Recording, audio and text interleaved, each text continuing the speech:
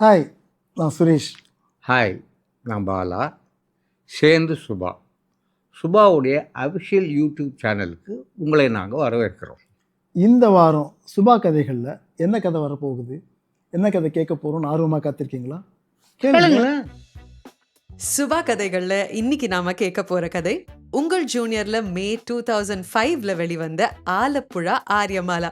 செல்வா முருகேசனோட நம்ம இப்போ கேரளா போக போறோம். ஆஸ் யூஷுவல் ஒரு பயங்கரமான கேஸ், ஒரு கியூட்டான கிரேசியான கிளையண்ட், கூடவே செல்வா முருகேசனோட அலப்பறை. இதுக்கு மேல என்ன நான் பேசிக்கிட்டு, கதைக்கு போயிடுவோமா?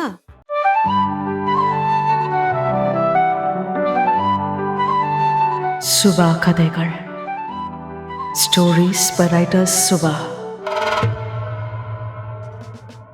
செல்வா டிடெக்டிவ் ஏஜென்சிஸ் என்று பித்தளை போர்டு மாட்டி எல்இடி விளக்கும் போட்டாயிற்று.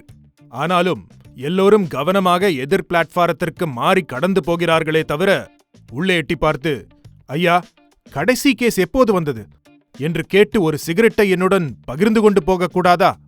இப்போதைக்கு உங்களிடம் கேஸ் கொடுக்க அவசியம் வரவில்லை. ஆனாலும் இதை ஒரு அட்வான்ஸாக வைத்துக் கொள்ளுங்கள் என்று செக் எழுதி நீட்டக்கூடாதா? என் அலுவலகத்தின் முன்னறையை ஒட்டியிருந்த பின்னறையில் போடப்பட்டிருந்த நைலான் பட்டி தில்லி கட்டிலின் பள்ளத்தாக்கில் படுத்திருந்த நான் விழிப்பு கொடுத்து கட்டிலின் ஆழத்தில் இருந்து விளிம்பை பற்றி மெல்ல மேலேறி வந்து தரையில் கால்களை ஊன்றினேன். முருகேசன் தரிசனம் கொடுத்தான். கட்டிலுக்கு அருகில் கீழே படுத்திருந்தான். கட்டியிருந்த கைலி அறையின் ஒரு மூலையில் சட்டி துணி போல் சுருண்டு இருந்தது. பட்டாப்பட்டி அண்டர்வேர் நெகிழ்ந்து பாப்பாடகிகளின் ஜீன்ஸைப் போல அபாய விளிம்பில் ஒட்டி கொண்டிருந்தது.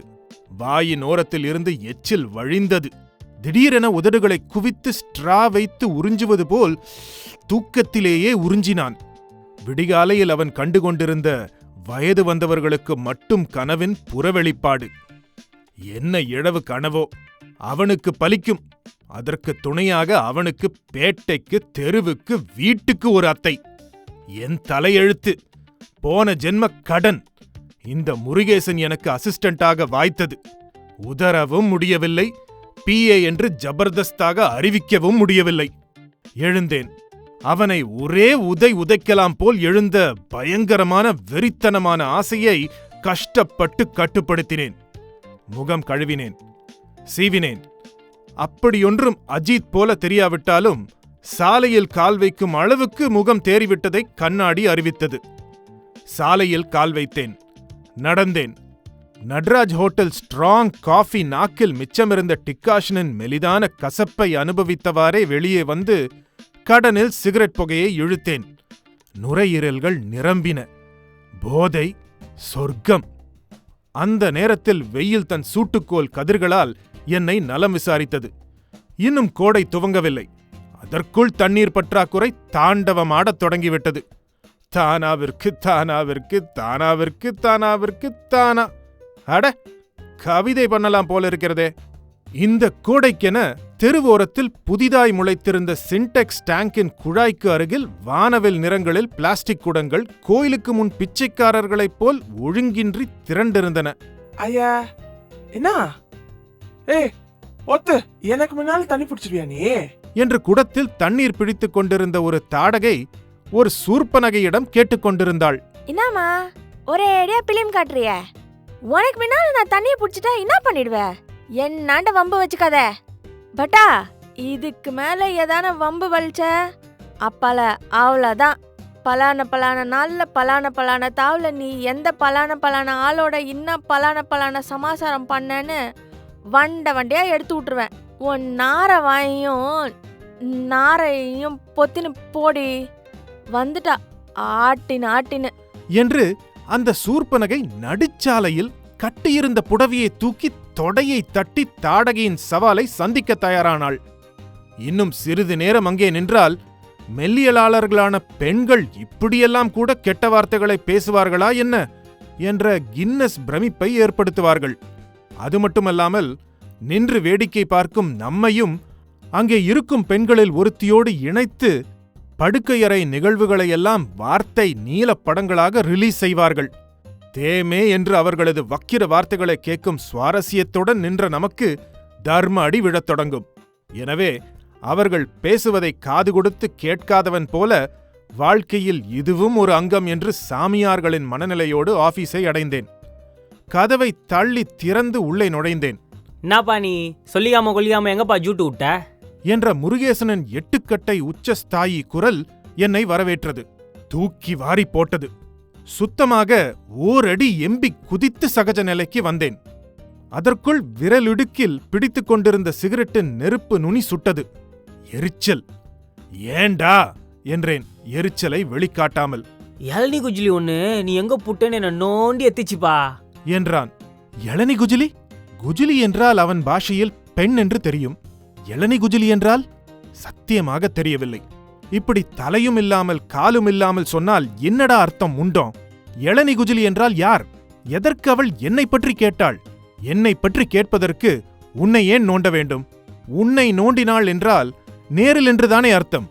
இப்போது அவள் எங்கே? நான் வருவதற்குள் என்னை பார்க்காமலேயே சவாரி செய்துவிட்டாளா? ஐய என்னப்பா இது சால்ட்டு கோட்ரு சரகு ரயில் மாதிரி பேசினே போற. என்ன பேச விட்டாதானே யாரு என்ன ஏதுன்னா உன்னோட புட்டு புட்டு வைக்க முடியும். புட்டு வைப்பாயோ கூட கடலை குழம்பு வைப்பாயோ? விவரத்தை சொல். அட என்னப்பா இது? எதனா மாய மந்திரம் கீரி பாம்பு சண்டை விடுறவன்ட போய் கத்துன்னு வந்துட்டியா என்ன? அவ்வளோ கரெக்டாக புட்டு கல்ல கோயம்னு புட்டு வைக்கிறியே. நாற்காலியில் உட்கார்ந்தேன். முருகேசனிடம் இது ஒரு தொந்தரவு. நாம் ஏதாவது கேள்வி கேட்டால் அவனிடம் இருந்து நேரடியான பதில் எதுவும் வராது. நாம் மௌனமாக இருந்துவிட்டால் அவனே வழிக்கு வந்து விடுவான். அவனே வழிக்கு வரட்டும். இடியாப்பம் துண்ண போயிருந்தியா? மௌனம். இல்ல டீயும் போறையும் அடிக்கு போயிருந்தியா? பொறை டீ எல்லாம் சாப்பிட மாட்டேன் என்று அவனுக்கு சர்வ நிச்சயமாக தெரியும். மறுபடி மௌனம் சாதித்தேன். சிகரெட்டை புகைத்தேன். இந்த கேரளா அங்க என்னவோ அருணாகயிறு குளமாமே, அங்கிருந்து ஒரு குஜிலி கூப்பிட்டுதுப்பா போன்ல. நீ என்ன பண்ணுகிற இப்போ எங்க இருக்கிறலாம் இங்கிலீஷ் பீஸ்ல என்னண்ட கேட்டுது. சே நம்ம டில்லி இல்லாம பூட்டானேன்னு எனக்கு மனசே அச்சுக்கிச்சு. அவன் காண்டி இருந்தான்னா அந்த இளநீ குஜிலிய பதிலுக்கு பதில் இங்கிலீஷ் பீஸ்ல பேசியே சதாச்சிருப்பான். நான் தான் தமிழ் டக்குன்னு அவளாண்ட இங்கிலீஷ் பீஸ்ல பேசி என்ன சமாசாரம்னு கேட்டு வச்சுனுக்கிறேன் என்று சொல்லிவிட்டு முருகேசன் என் முகத்தை பார்த்தான். அவனை வெட்டி போட்டால் என்ன என்று தோன்றியது எனக்கு. கேரளாவின் எர்ணாகுளத்திலிருந்து ஒரு பெண் போன் பண்ணி என்னை விசாரித்திருக்கிறாள். அதைச் சொல்ல இளநீ குஜிலி என்று புதிதாக ஒரு வார்த்தையை உருவாக்கியிருக்கிறான். இளநீர் பெண்ணாம். யார் அவள்? தெரிலப்பா. என்ன பெயர்? தெரிலப்பா. எதற்கு கூப்பிட்டாளாம்? தெரிலப்பா. அவளுடைய போன் நம்பராவது தெரியுமா? ஐயோ தெரிலப்பா. ஒரே எட்டில் அவனை அடைந்து கொத்தாக முடியை பற்றி உலுக்கினேன். ஏண்டா இதுதான் நீ விவரம் கேட்டு வைத்த லட்சணமா? எதை கேட்டாலும் தெரியவில்லை என்று சொல்கிறாயே, இதெல்லாம் ஒரு பதிலா? முருகேசனின் முகம் வேதனையில் நட்டி புரொஃபசரில் வரும் ஜெர்ரி லூயிஸின் முகம் போல் உருமாறியது. ஐயோ ஐயோ உடுப்பா. ஐயோ ஐயோ உடுப்பாண்ணா. ஐயோ அந்த பேப்பர்ஸ் எந்த கர்மாத்தையும் என்னடா சொல்லப்பா. உன் கையில தான் பேசணுமா, உன் கையில தான் சொல்லுமா. 10 நிமிட்ல திரும்பியும் கூப்பிடுறேன்னு சொல்லிக்குதுப்பா, கையெடுப்பா என்று கண்களில் நீர் மல்க அவன் கதறியதும் தான் பிடியை விட்டேன். இதை நீ முன்னாலேயே சொல்லியிருப்பதற்கென்ன என்று கேட்டு முடிப்பதற்குள் போன் ஒலித்தது. பாய்ந்தேன். ரிசீவரை எடுத்தேன். செல்வா டிடெக்டிவ் ஏஜென்சிஸ் ஹியர் என்றேன். எதிர்முனையிலிருந்து ஒரு சிரிப்பு சத்தம் கேட்டது. யட்சினி சிரித்தால் இப்படித்தான் இருக்குமோ? மோகினி சிரித்தால் இப்படித்தான் இருக்குமோ? அது கிடக்கிறது. என்னை அறிமுகப்படுத்திக் கொண்டதற்கு சிரிப்புதான் பதிலா? ஹலோ என்றேன் கேள்விக்குறியாய். ஹலோ செல்வா, நீங்கள் அசிஸ்டன்ட் முருகேசன் ஒரு கேரள தெங்கங்கை குட்டி விழிச்சதுன்னு பறஞ்சிருக்கும். சோ நீங்கள் இத்தனை அவசரமாயிட்டு வந்து ரிசீவரை எடுத்தது அல்லே என்று எதிர்முனைக்காரி சிரிப்பும் பேச்சுமாக என்னை போட்டு புரட்டி எடுத்தாள். உங்களுக்கு தமிழ் தெரியாதா? குறைச்சி அந்த குறைச்சி தமிழிலேயே பறையுங்களேன். மறுபடி சிரிப்பு. முழுதாய் 1 நிமிட கலகல சிரிப்பிற்கு பின், ஓகே நீங்கள் இவட வர முடியுமா? எவிட? ச எங்க? எர்ணாகுளம். உடனே கிளம்பி வர வேண்டும். ஹலோ, நீங்கள் யார்? உங்கள் பெயர் என்ன? தொழில் என்ன? என்ன எதற்காக எர்ணாகுளம் கூப்பிடுகிறீர்கள்? நான் அங்கே வந்து மரம் வெட்டி யானை மாதிரி அதை உருட்டி லோரியில் ஏற்ற வேண்டும் என்றால் என்னால் முடியாது. இந்த முறை அவள் இன்னும் அடக்க முடியாமல் சிரித்தாள்.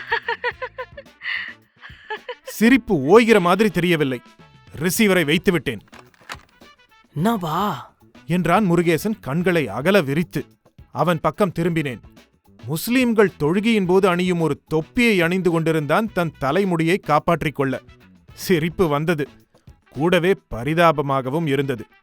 இப்படி ஒரு கிறுக்கு பெண்ணிடம் பேசியதை அவனால் வேறு எப்படி என்னிடம் சொல்லியிருக்க முடியும்? மறுபடி போன் அடித்தது. கொஞ்சம் கோபத்துடனேயே எடுத்தேன். செல்வா, திட்டாதே. நான் சுகுமார், உன்னோட பஞ்சாபில் 3 வருடம் ஒன்றாக கூடவே இருந்த civil engineer. What a surprise Sukumar. Sweet rascal, எப்படி இருக்கிறாய்? கொஞ்ச நேரத்திற்கு முன் ஒரு பெண் உன்னை டீஸ் பண்ணினாளா? வாஸ்தவம். அது எப்படி உனக்கு தெரியும்? அந்த பெண்ணை உன்னோடு பேசச் சொன்னதே நான் தானே. வாட்? வாட்டெல்லாம் அப்புறம். பிஸியாக இருக்கிறாயா? ஆம் என்று சொல்லத்தான் ஆசைப்பட்டேன். உண்மையில் நாற்காலியை தேய்த்துதான் பொழுது போய்க் கொண்டிருந்தது. பொழுது போகாமல் பார்த்து சகிக்காத படங்களையே 2 முறை 3 முறை என்று பார்த்து கொண்டிருந்தேன். இல்லை, என்ன விஷயம்? அப்பாடா, ஐ எம் ரிலீவ்ட். நீ உடனே எர்ணாகுளம் புறப்பட்டு வருகிறாயா? உனக்கு ஒரு சின்ன வேலை இங்கே காத்திருக்கிறது. என்ன வேலை? சிவில் இன்ஜினியரிங் வேலை. என்ன என்று அதிர்ச்சியுடன் கேட்டேன். நான் படித்த படிப்பை எப்போதோ மறந்துவிட்டேன். இராணுவத்து அனுபவங்கள் எல்லாம் போன ஜென்மத்து நினைவுகளாய் மாறிவிட்டன. இப்போது போய் சிவில் இன்ஜினியரிங் வேலையா? ஒரு ஹாலிடே ட்ரிப் போல் நினைத்து கொண்டு வாயேன். கேரளா பெண்களை எல்லாம் சைட் அடிக்கலாம், போட்டில் போகலாம், கூடவே கொஞ்சம் வேலையும் செய்யலாம். உனக்கு இங்கே தனி ரூம், கூட உதவிக்கு யாரை வேண்டுமென்றாலும் கூட்டிக் கொண்டு வா. இங்கே ஒரு ஆர்ட் கேலரி கட்டி கொண்டிருக்கிறோம். கேலரி எல்லாம் கட்டி முடித்தாகிவிட்டது. அதில் எக்ஸிபிட் பண்ண போகும் ஒரு விஷயத்தை நீதான் உருவாக்கப் போகிறாய். கிட்டத்தட்ட ஒரு சிற்பி மாதிரி. 15 நாள் வேலை, 1 lakh plus எக்ஸ்பென்சஸ். உன் அசிஸ்டன்ட்டிற்கு 25,000 plus expenses. Come on come on man, say yes. என் நாக்கில் இருந்த சனி பகவான் நோ சொல்ல முயன்ற என் நாக்கை திருப்பி எஸ் சொல்ல வைத்தார்.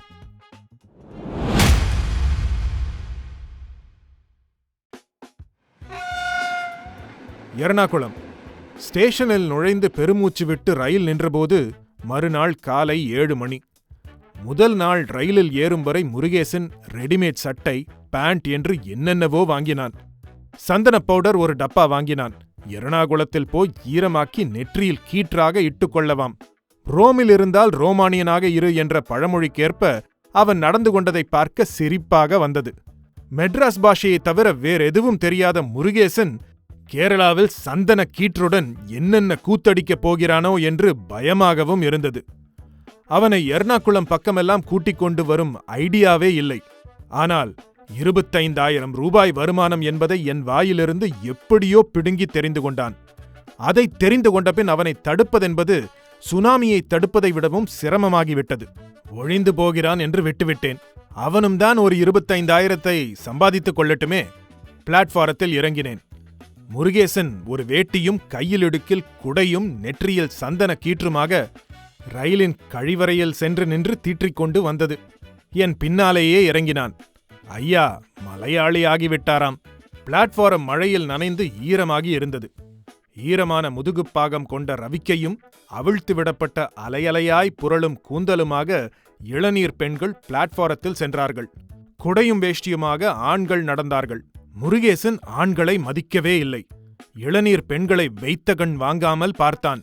வாயை உலகைக் காட்டும் அளவிற்கு பிளந்தான். ஒரு ஈ அவன் வாயில் நுழைந்து சின்னதாய் ஒரு சுற்றுலா சென்றுவிட்டு திரும்பி வெளியே வந்தது கூட அவனுக்கு தெரியவில்லை. நான் சுகுமாரை தேடினேன். என் தோளில் ஒரு கை. திடுக்கிட்டு திரும்பினேன். சுகுமார். சுகுமாருக்கு 30+ வயது. விர் என்று பின்னோக்கி வாரிய தலைமுடி, மெல்லிய பென்சில் மீசை, கட்டம் போட்ட சட்டை, கருநீல பேண்ட். 10 வருடங்களுக்கு முன்பு நான் பார்த்த சுகுமாருக்கும் இப்போதைய சுகுமாருக்கும் நிறைய வித்தியாசம் இல்லை. சிரித்தேன். ஹாய் சுகுமார், நீ என்றைக்கு மிலிட்டரியிலிருந்து வெளியே வந்தாய்? அது ஆகிவிட்டது 6 வருடம். Welcome to Greenland. எனக்கு என்ன வேலை, எங்கே வேலை என்று கேட்டேன். நம் இடத்திற்கு போய் பார்த்து கொள்ளலாமே. எல்லாமே. By the by, he is Murugesan, என் அசிஸ்டன்ட். ஹலோ என்றான் சுகுமார். கையை நீட்டினான். ஏதோ ஒரு பிரளயம் நடக்கப் போகிறது என்று எதிர்பார்த்தேன். பிரளயம்தான் நடந்தது. ஆனால் நான் எதிர்பார்த்தது மாதிரி இல்லை. முருகேசன் கையை கூப்பினான். சோட்டானிக்கார ஆத்தா என்றான் கூடுதலாக. ஜோட்டானிக்கரை ஆத்தாவா? ஆத்தா என்றால் தெரியும், அம்மா. ஆனால் முருகேசன் எப்படி சோட்டானிக்கரை ஆத்தாவை தெரிந்து கொண்டான்? உன் அசிஸ்டன்ட் சரியான பக்தி பழமா இருப்பான் போல இருக்கிறது. பழம்தான், ஆனால் பக்தி பழம் இல்லை, பிஞ்சில் பழுத்த பழம். வாட்? நத்திங். போகலாம் வா. ஸ்டேஷன் வாசலில் ஒரு ஃபோர்ட் ஐகான் நின்றிருந்தது. அதன் டிரைவர் சுகுமாரை பார்த்தவுடன் சுறுசுறுப்பாகி காரின் பின் கதவை திறந்துவிட்டான். நானும் சுகுமாரும் பின் சீட்டில், முருகேசன் முன் சீட்டில். கார் நகர்ந்தது. எர்ணாகுளம் நகரம்தான். கோவை, திருச்சி, மதுரை என்று தமிழ்நாட்டின் எந்த பெரிய நகரத்தோடும் ஒப்பிடக்கூடிய அளவுக்கு தகுதி வாய்ந்ததுதான். ஆனால் கார் ஓட ஆரம்பித்து 5 நிமிடங்களுக்குள்ளாகவே நகரத்தின் பரபரப்பு அடங்கிவிட்டது. கேரளாவின் பசுமை கண்களை நிறைத்தது. சாலை ஓரங்களில் கிரில் வேலிகளின் பாதுகாப்பிற்கு பின்னால் ஈரம் கசியும் தோட்டங்கள், தேக்கு, பலாமரங்கள். ஒவ்வொரு மரத்தையும் சுற்றி மிளகு கொடி படர்ந்து சுற்றி மேலேறியது. கண்ணில் தெரிந்த கம்பிகளிலெல்லாம் குருவிகள் ஊஞ்சலாடிக் கொண்டிருந்தன. சுவர்களில் நண்டு நண்டாக கம்யூனிச நிறத்தில் மலையாள எழுத்துகள். அத்தனை மழையிலும் சுத்தமாகாத அழுக்காக இருந்த கேரள பஸ்ஸுகள், சுத்தமான கேரள மக்கள். 10 அடிக்கு ஒரு முறை விரிந்த கூந்தலில் ஈரம் சொட்டச் சொட்ட ஒரு இளம் பெண் கடப்பதை பார்க்க முடிந்தது. ஓரக்கண்ணால் முருகேசனை பார்த்தேன். பட்டி காட்டான் மிட்டாய்க்கடை. ஏறக்குறைய நானே அவன் நிலையில்தான் இருந்தேன். கார் பிரதான சாலையில் இருந்து திரும்பியது. அது ஒரு கான்கிரீட் பாதை. இருபுறங்களிலும் சின்ன சின்ன வீடுகள், நவீனமானவை. பால்கனியில் குரோட்டன்கள். வீட்டைச் சுற்றி பராமரிக்கப்பட்ட ஒரு சிறு புல்வெளி. ஒரு வீட்டின் முன் கார் நின்றது. இறங்கினோம். நான் சோம்பல் முறித்தேன். டிரைவர் என் சூட்கேஸை எடுத்துச் சென்று வீட்டு காம்பவுண்டின் சிறு கேட்டை திறந்து வாசற்கதவருகே சென்று நின்றான். முருகேசன் அவன் பெட்டியை எடுத்துக்கொண்டு டிரைவரை நெருங்கினான். சுகுமார் என்னிடம் ஒரு சாவியை நீட்டினான். திறந்தேன். நுழைந்தோம். பாரிஸ் கார்னரில் இருக்கும் என் ஆபீஸோடு ஒப்பிட்டால் இது சொர்க்கம். இதுதான் உன் குவார்ட்டர்ஸ். உன் அசிஸ்டண்ட்டுக்கு இந்த வீட்டுக்கு பின்னால் இருக்கும் அவுட் ஹவுஸ் என்றான் சுகுமார். முருகேசனுக்கு வருத்தமாய்த்தான் இருந்திருக்கும். ஆனால் எனக்கு சந்தோஷமாய் இருந்தது. குவார்ட்டர்ஸ் 5 நட்சத்திர ஹோட்டல் ரேஞ்சில் இருந்தது. தரை தெரியாமல் இருக்க கம்பளம். சுவர்களில் கேரளாவின் இயற்கை பிரமிப்புகளை வெளிப்படுத்திய வால் போஸ்டர்கள். ரெஃப்ரிஜரேட்டர், டிவி, ஆடியோ சிஸ்டம், ஜன்னல்கள், திரைகள், டீப்பாய்கள், சோஃபாக்கள். சுகுமார் அங்கே இருந்த ஒரு போனின் ரிசீவரை எடுத்தான். 3 எண்களை தட்டினான். காத்திருந்தான். ஓமனா காஃபி என்றான். என் பக்கம் திரும்பி, இதோ இருக்கிறது பார் ஒரு சின்ன டைரக்டரி. இதில் மெஸ் ஃபோன் நம்பர் முதல் ஆஃபீஸ் ஃபோன் நம்பர் வரை எல்லாம் இருக்கின்றன. இந்த குவார்ட்டர்ஸ் உன் பேரில் இருப்பதால் நீ யார் என்று சொல்ல வேண்டிய அவசியமில்லை. டிஃபன், சாப்பாடு ஆர்டர் பண்ணலாம். ஹவுஸ் கீப்பிங்கில் சோப், டவல் ஆர்டர் பண்ணலாம். ஆஃபீஸில் கார் கேட்கலாம். காஃபி வந்துவிட்டது. முண்டு கட்டிய ஓமனா எடுத்து வரப் போகிறாள் என்று நினைத்திருந்தேன். மாறாக ஓர் இளைஞன் யூனிஃபார்முடன் வந்து காஃபி ஃபிளாஸ்க், கோப்பைகள் என்று வைத்துவிட்டு போனான். காஃபி சூடாக இருந்தது, ஸ்ட்ராங்காக இருந்தது. தூய தென்னிந்திய ஃபில்டர் காஃபி. ஒரு சிகரெட்டை பற்ற வைத்தேன். புகையை இழுத்தேன். சுகுமார், நீ கூப்பிட்டாய், நான் வந்துவிட்டேன். வசதிகளைச் சொல்லிவிட்டாய். எனக்கு இங்கே என்ன வேலை என்று சொல். என் அசிஸ்டன்டிற்கு என்ன வேலை என்று சொல் என்றேன். சுகுமார் ஒரு சிகரெட்டை பற்ற வைத்துக் கொண்டான். அந்த சம்பிரதாயம் முடியும் வரை காத்திருந்தேன். போனில் என்னுடன் பேச முடியாமல் சோழி, கோலி இத்தியாதிகளை குலுக்குவதைப் போல் சிரித்த அந்த பெண் எங்கே என்று கேட்க நினைத்தேன். பொறுமை செல்வா, பொறுமை. பொறுத்தார் சைட்டடிப்பார். எப்படியும் அந்த பெண் என் வாழ்க்கையில் இடராமல் போக மாட்டாள் என்று எனக்குள் ஒரு ஜொல் ஊற்று ஜோசியம் சொல்லியது. மாதவன் நாயர் என்று ஒரு பணக்காரர். ஜஸ்ட் பணக்காரர் என்று சொன்னால் புரியாது. கோடீஸ்வரர். அவரிடம் எவ்வளவு பணம் இருக்கிறது என்று அவருக்கே தெரியாது. பணம் சம்பாதித்து அலுத்து விட்டதால் இப்போது இங்கே ஒரு பர்மனன்ட் எக்ஸிபிஷன் ஆரம்பித்து இருக்கிறார். எக்ஸிபிஷனா? வெயிட், நீ கேட்கிற மாதிரி இது சீப்பான விஷயம் இல்லை. இது ஒரு மியூசியம் போல். Salar Jung museum, Calcutta museum, London museum போல ஒரு மியூசியம். மாதவன் நாயர் தனது 73 வருட வாழ்க்கையிலும் சேர்த்த அத்தனை பொருட்களையும் மியூசியமாக வைத்திருக்கிறார். Art gallery. இதில் நான் எங்கு வருகிறேன் சுகுமார்? அதைத்தான் சொல்ல வருகிறேன். இந்த மியூசியத்தின் ஒரு பகுதியில் கேரளா ஹிஸ்டரியை மக்களுக்கு சொன்னால் நன்றாக இருக்கும் என்று மாதவன் நாயருக்கு தோன்றியது. ஆதி மனிதர்கள் காலத்திலிருந்து இன்று வரை கேரளா எப்படி இருந்தது, எப்படி ஆகியிருக்கிறது என்பதை பிளாஸ்டர் ஆஃப் பாரிஸ், சிமெண்ட், கல், மண், மரம் என்று எல்லாவற்றையும் உபயோகித்து சீனாக உருவாக்கி கொண்டிருக்கிறார்.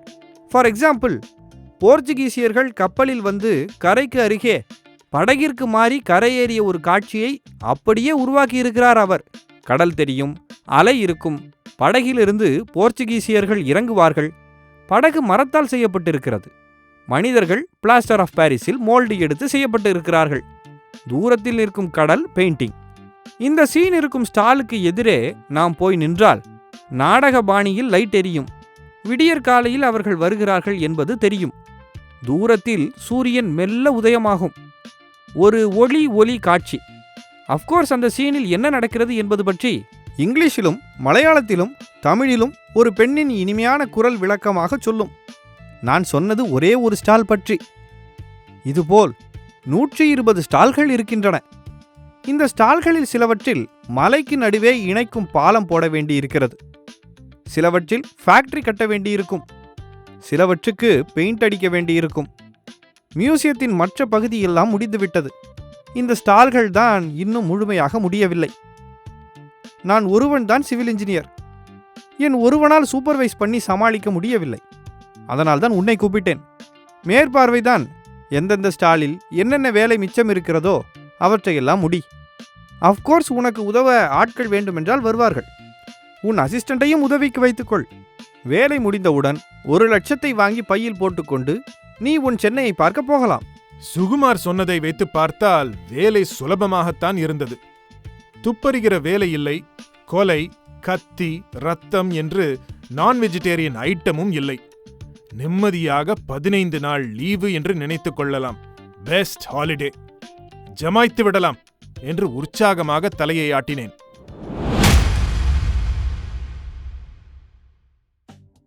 எர்ணாகுளம், கொச்சி, இரட்டை நகரம். கொச்சியில் இருந்தது மாதவன் நாயரின் ஆர்ட் கேலரி. அதை நோக்கி கார் சென்று கொண்டிருந்தது. வழியில் படகுத்துறை வந்தது. மகிழ்ச்சியான முகங்களுடன் டூரிஸ்டுகள் படகை நோக்கி சென்றார்கள்.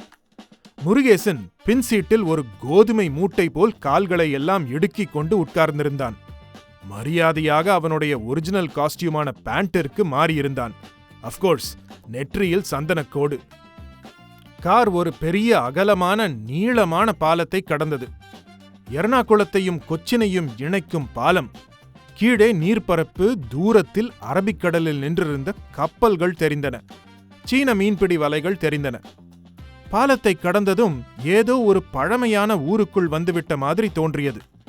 கொச்சியின் தெருக்கள் குறுகலாக இருந்தன. கட்டிடங்கள் பழமையானதாக தோன்றின. கொச்சியை புதுப்பித்து அதன் பாரம்பரிய பழமையை காணாமல் அடிக்க விருப்பமின்றி நகரம் முன்பு எப்படி இருந்ததோ அப்படியே விட்டு வைத்திருந்தார்கள். கார் ஒரு பெரிய காம்பவுண்டிற்குள் நுழைந்தது. நுழைந்ததும் இடதுபுறம் மாதவன் நாயர் ஆர்ட் கேலரி என்ற ஆங்கில மலையாள எழுத்துகள் அடங்கிய நியான் சைன்போர்டு கண்ணில் பட்டது. இரவில் அட்டகாசமாக ஒளிரக்கூடும். இப்போது குழல்கள் வண்ணங்களை வெளிப்படுத்தாமல் சோகையான வெள்ளை நிறத்தில் வெயில் வெளிச்சத்தை பிரதிபலித்துக் கொண்டிருந்தன.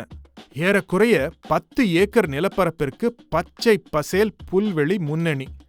அதற்கு அப்பால் பிரம்மாண்டமான வட்ட வடிவமான வலுவான கட்டிடம். அது ஒரு 4 மாடி கட்டிடம். வெளிப்புறங்களில் இட்டாலி பாணி நிர்வாண குழந்தைகளும் ஆடை நெகிழ்ந்த இளம் பெண்களும் சிற்பங்களாய் நிறைந்திருந்தனர். இட்டாலியன் ஸ்டைல் கட்டிடம். வாசல் கதவு தேக்கு. 2 ஆள் உயரம். அருகில் சென்றவுடன் சென்சார் தயவில் சத்தமின்றி திறந்தது.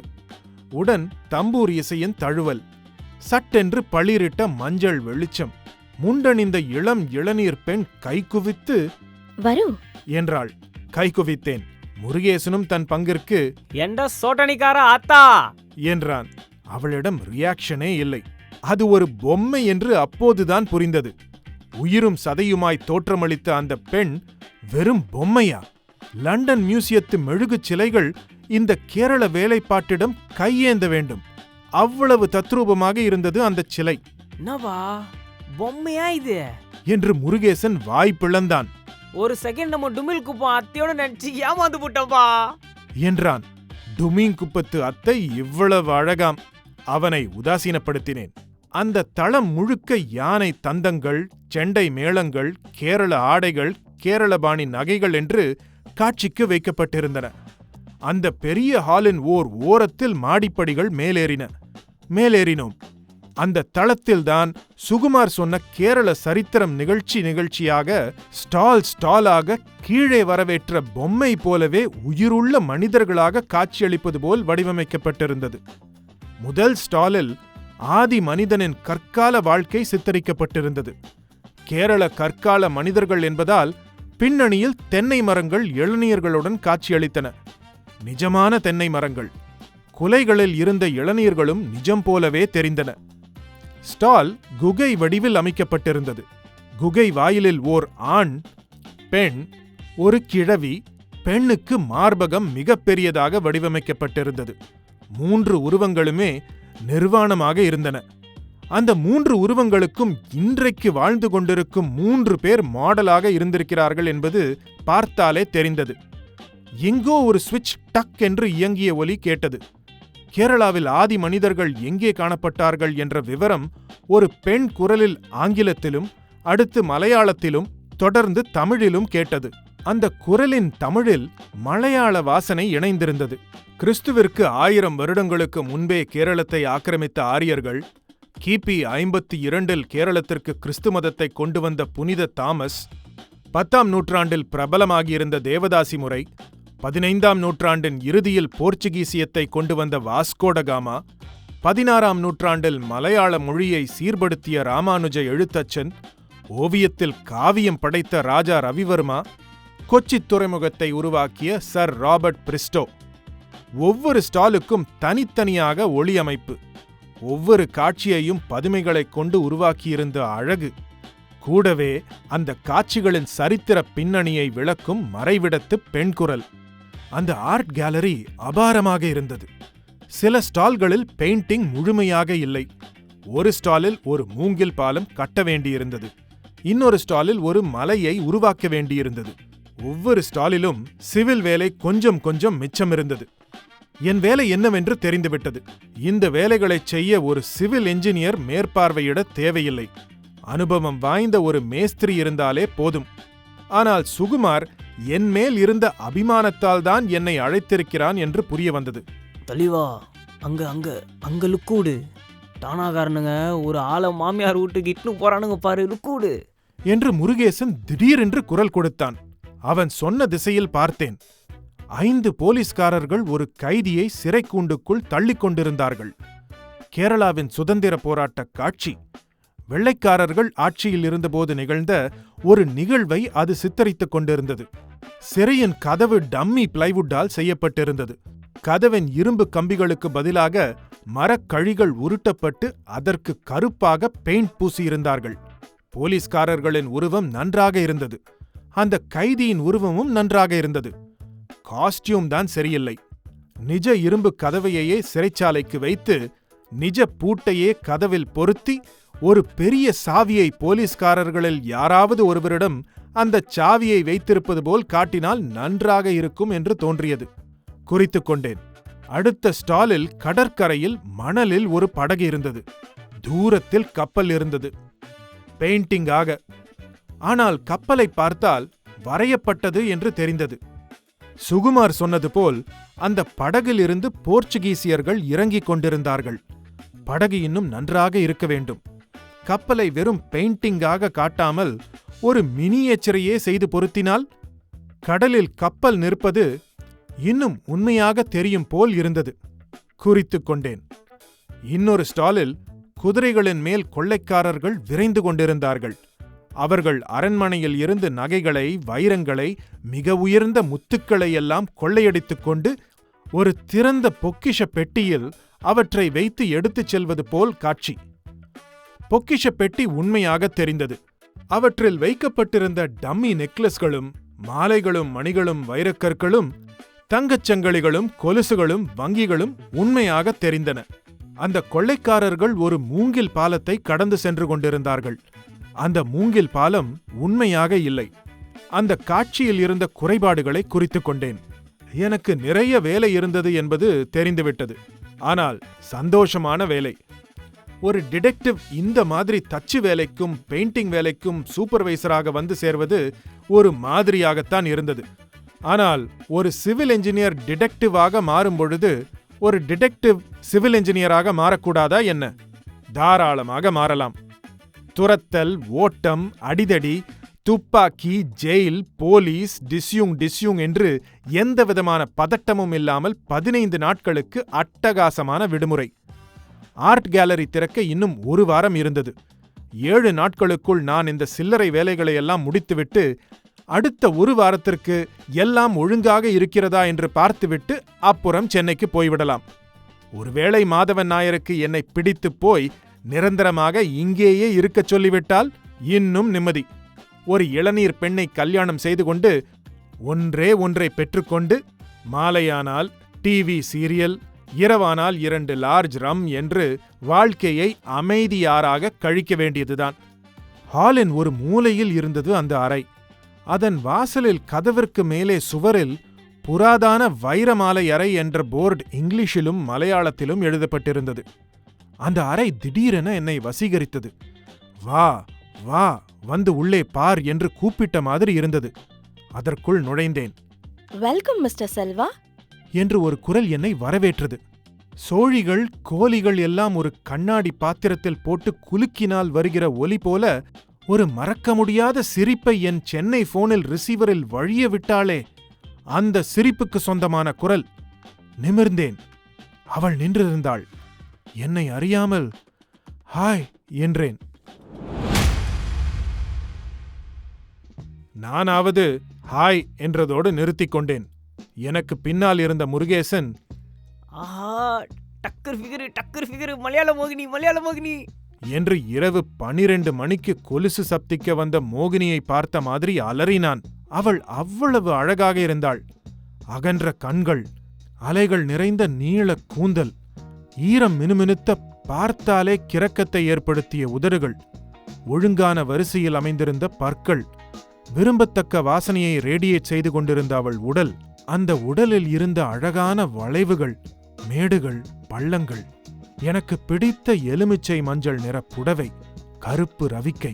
நீங்கள் ஞானோ, நீங்களோட போனில் சம்சாரித்த தெங்கங்காய் பெண்குட்டி என்றாள். இவள்தான் என்னோடு போனில் பேசியவள். சிரிப்பு சிரிப்பு சிரிப்பு என்று இந்த உலகமே சிரிப்பால் ஆனது போல் நடந்து கொண்டவள். ஓ என்றேன்.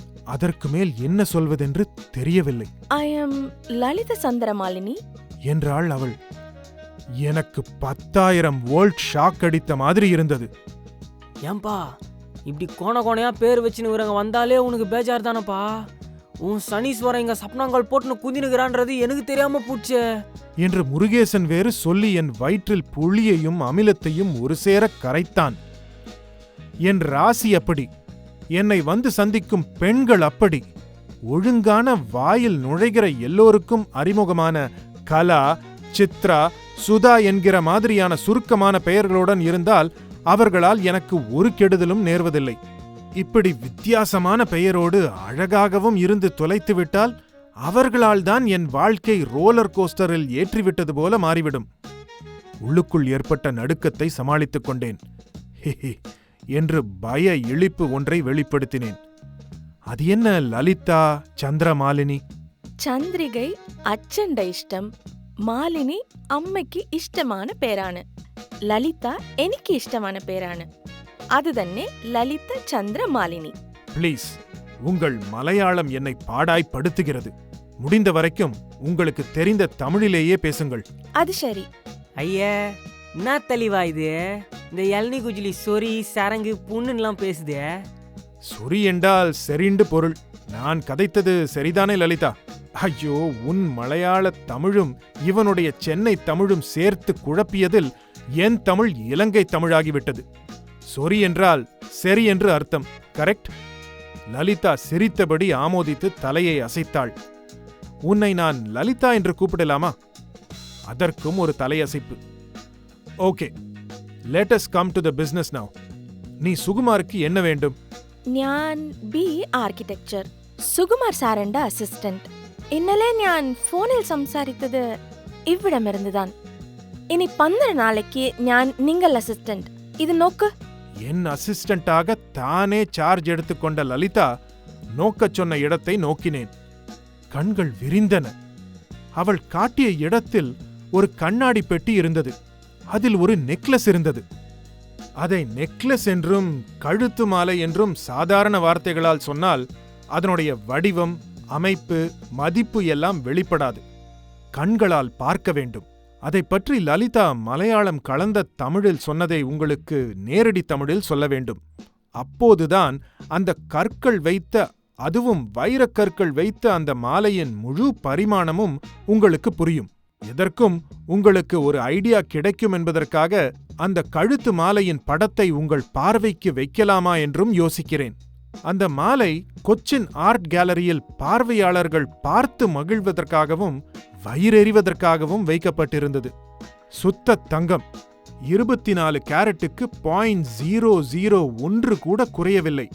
அதில் பதிக்கப்பட்டிருந்த வைரங்கள் கண்களை குருடாக்கிவிடும் அளவுக்கு மின்னல்களை இறைத்தன. டால் அடித்தன, பளபளத்தன, ஜுவலித்தன, நட்சத்திர கண்களை சிமிட்டின, எக்ஸெட்ரா எக்ஸெட்ரா எக்ஸெட்ரா. 3 கோடி ரூபாய் மதிப்பு. அந்த அளவிற்கு அது இன்சூரும் செய்யப்பட்டிருந்தது. அது ஆலப்புழை சமஸ்தானத்து கழுத்து மாலை.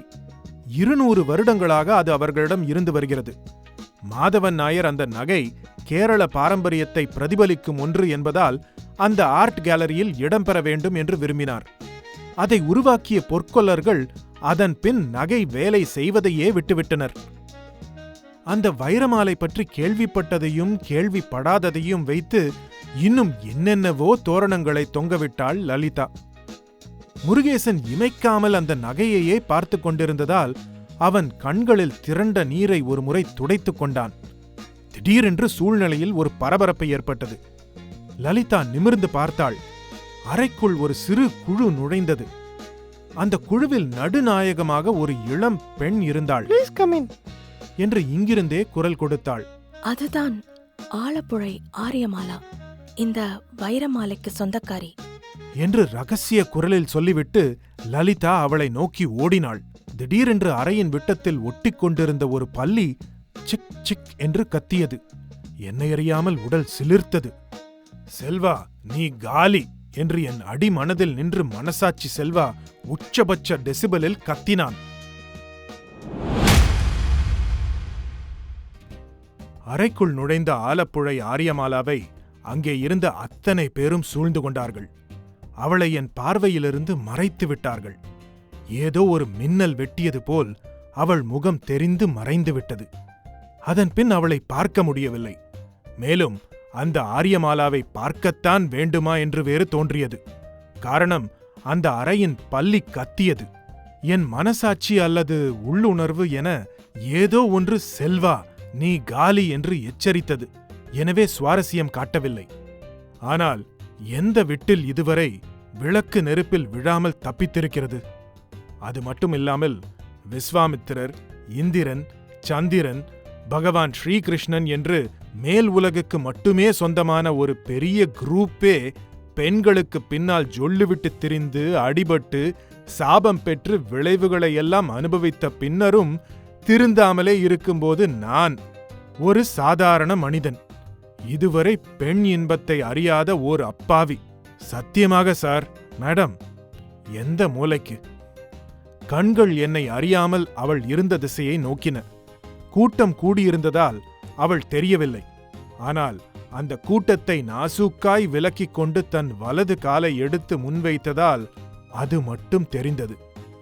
பெண்களுக்கான சல்வார் கமீஸ் உடையில் மேலே அணிவது சல்வாரா கமீஸா என்பதில் எனக்கு அந்த ஆடை அறிமுகமான நாளிலிருந்தே குழப்பம். ஆலப்புழை ஆரியமாலா சல்வார் கமீஸ் தான் அணிந்திருந்தாள். கால்களில் அணிவது கமீஸ் என்றால் முதலில் எனக்கு தரிசனமானது கமீஸ் அணிந்த அவளது கால்தான். சந்தன காலில் கருநீல கமீஸ். ஆப்பிரிக்காவும் அமெரிக்காவும் ஜோடி சேர்ந்த மாதிரி இருந்தது. காலில் தங்க கொலுசு. இப்படியும் அப்படியுமாக ஹை ஸ்பீடில் புரண்டது. அணிந்திருந்த ஹை ஹீல்ஸ் அவளது பாதத்தின் கோணத்தை ஒரு மாதிரி 30 to 45 டிகிரிக்குள் ஏதோ ஒரு டிகிரிக்கு மாற்றியிருக்க அவளது கால் நகங்களும் அந்த கோணத்திற்கு திரும்பியிருந்தன. அறையின் கூரையில் இருந்த சாண்டிலியரின் பொன் மஞ்சள் வெளிச்சம் அந்த நகங்களில் பட்டு பிரதிபலிக்க என் கண்கள் விரிந்தன. ஒரு பெண்ணின் கால் நகங்கள் கூடவா அழகு போட்டியில் கலந்து கொள்ளும் தகுதியை பெற்றுவிடும்? அவள் கூட்டத்திலிருந்து வெளிப்பட்டு விட்டாள். மேலாடை அதே கரு நீலத்தில், அதில் வெள்ளி சரிகை இழைகள் பாலே ஆடின. துப்பட்டா பால் வெள்ளை நிறத்தில், அதில் கருநீல நிற நூலில் எம்ப்ராய்டரி செய்யப்பட்ட சித்திரங்கள். காதில் கழுத்தில் வெகு எளிமையான சிக்கல் இல்லாத வடிவங்களுடன் கூடிய நகைகளை அணிந்திருந்தாள். அந்த நகைகளில் மின்னும் கற்கள் நிச்சயம் வைரங்களாகத்தான் இருக்க வேண்டும்.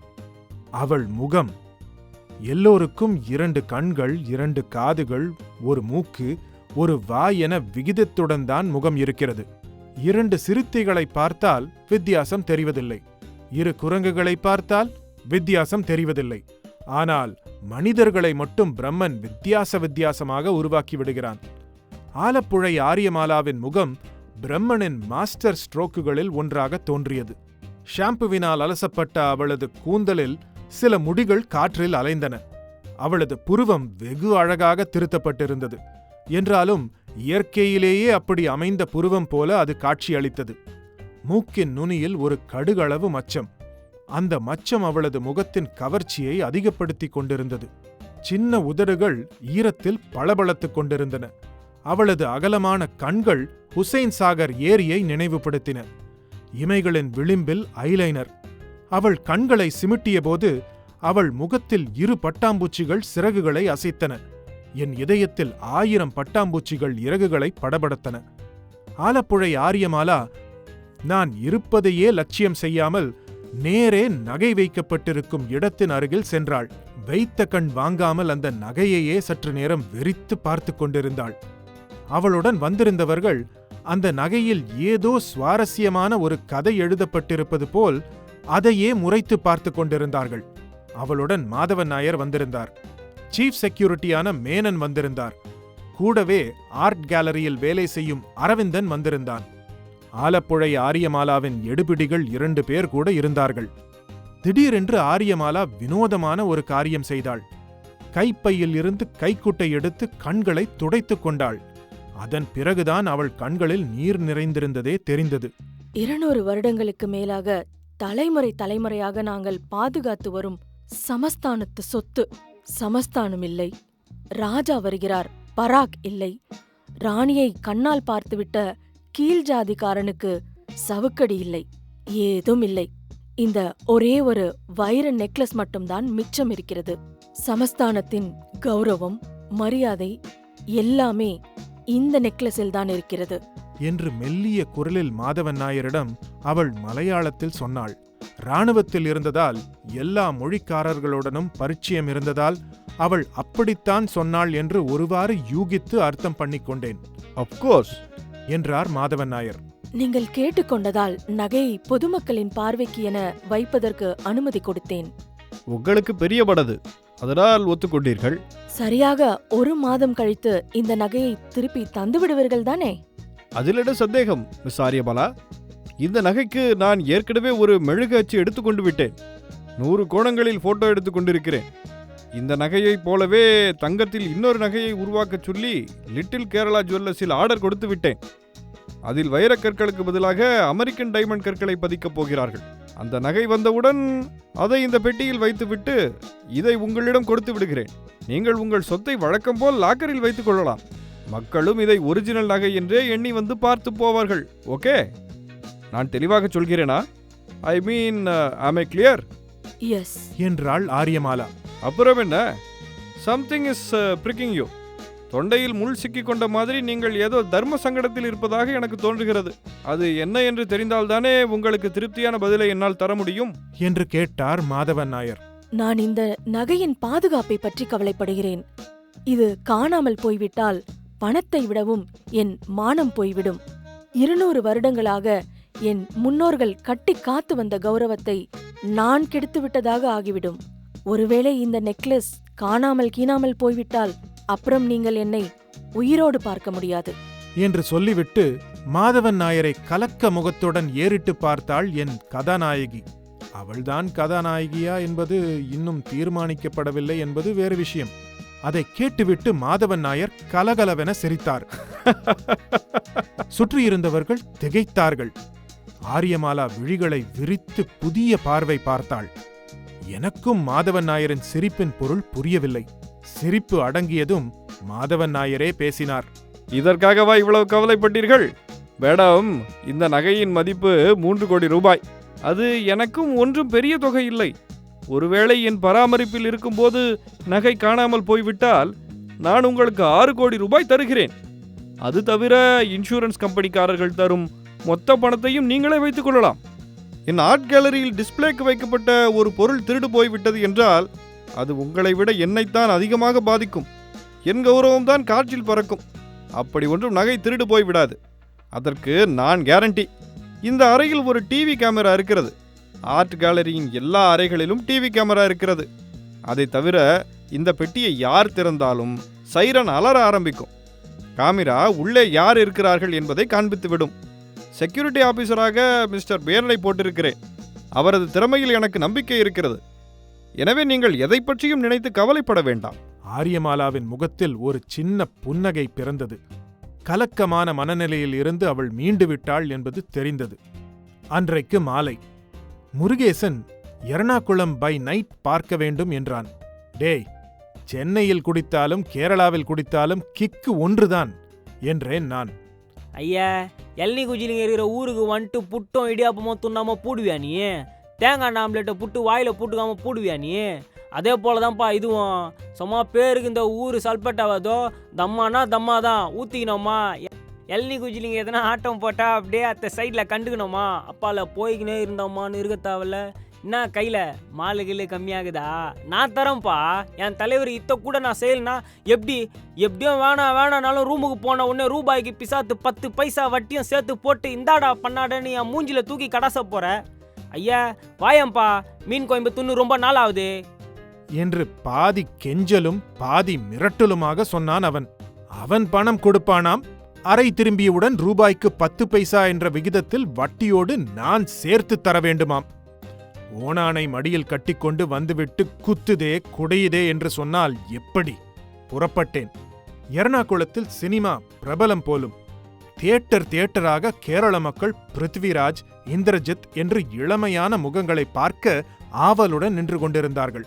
எந்த பெண்ணை பார்த்தாலும் இப்போதுதான் குளித்து முடித்து கல்மேடையில் இருந்து எழுந்து வந்தது போல் காட்சியளித்தாள்.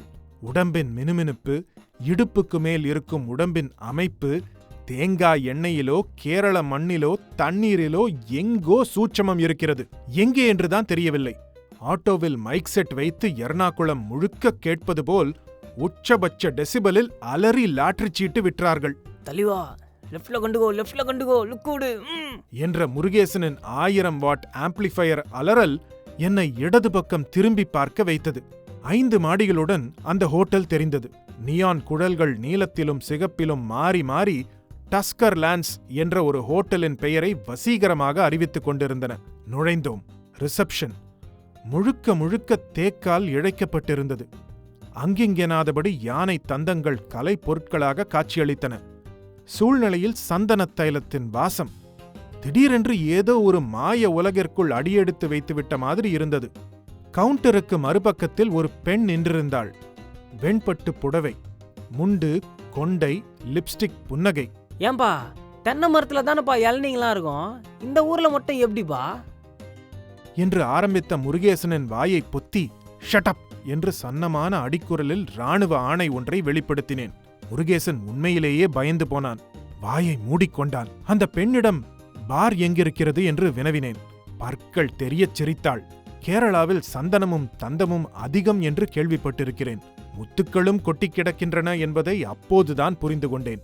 முகத்தில் சிரிப்புடன் கண்களை விரித்து கையை தூக்கி காட்டிய விதத்தில் ஒரு கதகளி நடனமே அரங்கேறிய மாதிரி இருந்தது. அவள் காட்டிய திசையில் நடந்தோம்.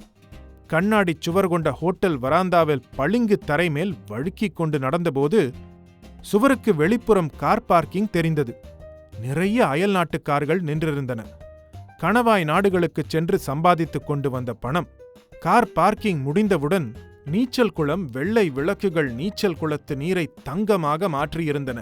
10-15 இளம் பெண்கள் விலாங்கு மீன்களாகவும் டால்பின்களாகவும் நீந்திக் கொண்டிருந்தனர். கச்சிதமான உடலமைப்புகள், குறுகிய இடை, தட்டையான வயிறு, தின் என்று புடைத்திருந்த பின்பக்கங்கள் ஹோட்டல்காரர்களின் விளம்பர சாகசமாக இருக்கலாம் என தோன்றியது. மாமு அத்தனையும் செம்ம கட்டிங்க மாமு, டக்குரு ஃபிகருங்கோ என்ற முருகேசனின் விமர்சன குரல் என்னை திடுக்கிட வைத்தது. டெண்டர் கோகனட் என்று நியான் விளக்கு அறிவித்த பார் எதிர்பட்டது. கதவை தள்ளி உள்ளே நுழைந்தான். குளிர், அரை இருட்டு, ஆல்கஹால் நெடி, சிகரெட் புகை மண்டலம். டமடம டம டதர்க் என்று ட்ரம் தட்டிக் கொண்டிருந்தான் ஏஆர் ரஹ்மான் போல செகையில் மட்டும் தோற்றமளித்த ஓர் இளைஞன். பப்பர பப்பர பப்பர பீ என்று சாக்ஸபோனின் பிசிரான குரலில் பயமுறுத்தினான் கதரி கோபால்நாத் போல் இருந்த இன்னொரு ஆசாமி. அங்கங்கே இருந்த நாற்காலிகளில் சிலவற்றில் ஆட்கள் உட்கார்ந்திருந்தார்கள். பல காலியாக இருந்தன. ஒரு அயல்நாட்டு ஜோடி அந்யோன்யமாய் உட்கார்ந்திருந்தது என்னை அவஸ்தைப்படுத்தியது. இருட்டில் கண்களை அகல விரித்து பார்த்து காலியாக தெரிந்த ஒரு மேஜையை அணுகினேன். உட்கார்ந்தேன். பிளந்த வாய் பிளந்தபடி இருந்த முருகேசன் தலையில் ஒரு தட்டு தட்டி உட்கார வைத்தேன். சிறகு தொப்பியுடன் பேரர் வந்தான். குட் ஈவினிங் சேட்டா என்றான். சேட்டா இட வேடும் என்று மலையாளத்தில் கேட்டு ஒரு மெனு கார்டை நீட்டினான். பார்த்தேன். எனக்கு ஸ்காட்ச் லார்ஜ், உனக்கு என்றேன் முருகேசனை பார்த்து. என்ன தெளிவா, என்ன பேஜார் பண்ற? நீ என்ன கர்மாந்தத்தர் சொல்றியோ அத்தே எனக்கும் சொல்ல. Okay, 2 large plus cashew. இவருக்கும் அதே கருமாந்திரம். பேரருக்கு புரியவில்லை. ஸ்காட்ச் லார்ஜ் கேஷ்யூ 2 எல்லாம் புரிந்தது. போய்விட்டான். திரும்பி வந்தபோது கோப்பை, ஐஸ் பாக்கெட், விஸ்கி எல்லாம் கொண்டு வந்தான். ஒரு கேரள பெண் திடீரென்று அந்த ஹாலில் தோன்றினாள். அவள் மேல் வட்ட வட்டமாக நிறநிறமாக விளக்குகள் மேலும் கீழும் விளையாடின. 2 பீஸ் அணிந்திருந்தாள்.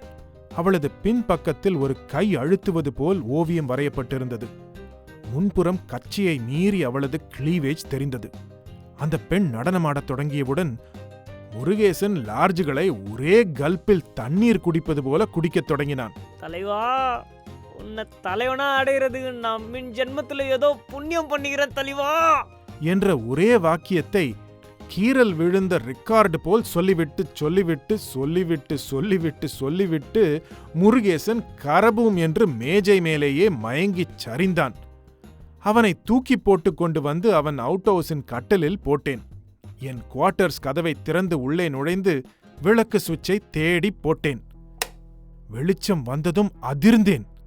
காரணம், கட்டிலில் லலித சந்திரமாலினி மோகினி போல் ஒயிலாக படுத்திருந்தாள்.